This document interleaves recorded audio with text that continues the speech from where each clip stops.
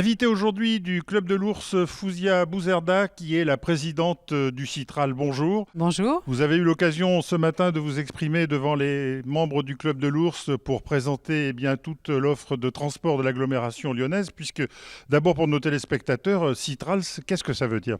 C'est l'autorité qui organise l'ensemble des transports, donc qui les planifie, qui les prévoit, qui achète le matériel et puis qui déclenche les lignes de bus, les métros, dont on fêtera les 40 ans cette année, les tramways et qui planifie les travaux et ensuite définit la politique de tarifs. Voilà, alors vous avez rappelé que vous desserviez une population de 1 800 000 habitants et que le Citral organisait plus de 400 millions de voyages par an. L'actualité aujourd'hui, c'est par exemple le prolongement de la ligne B du métro.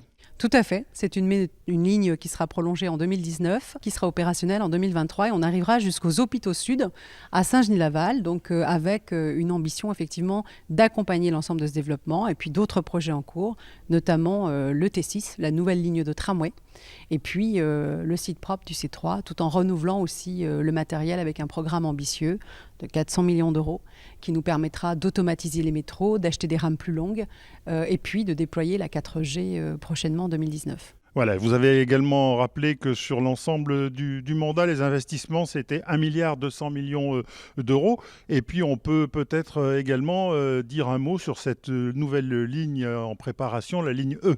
Oui, la ligne E, les études de faisabilité ont démontré effectivement que c'était une ligne qui était pertinente, réalisable.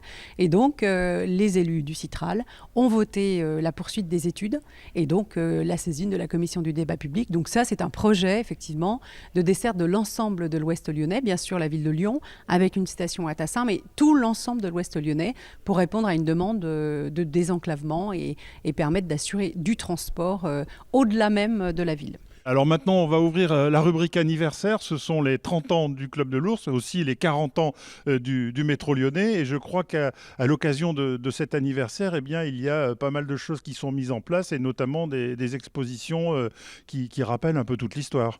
Oui, c'est bien de se souvenir de comment on a réalisé le métro, notamment sur la rue de la République, complètement éventrée, alors qu'aujourd'hui on prolonge le métro B ou qu'on projette d'autres lignes de métro, et où là le tunnelier peut passer dans le sous-sol profond sans forcément tout éventrer.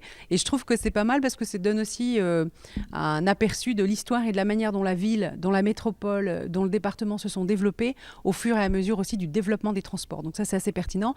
Beaucoup d'expositions, bien sûr, des jeux à gagner, et puis une rame spécialement dédié à ce niveau-là, et un site dédié sur les 40 ans du métro, sur lequel on peut effectivement avoir plus d'informations et faire un focus plus important. Donc voilà, c'est aussi un peu l'ADN du Citral. Voilà, écoutez, il ne nous reste plus qu'à souhaiter un bon anniversaire au métro de Lyon, un bel avenir au Citral, et puis de nouvelles lignes de métro, de tramway. Nous étions donc en direct du quartier général Frères avec le Club de l'Ours, et nous vous disons à très vite pour un nouveau rendez-vous.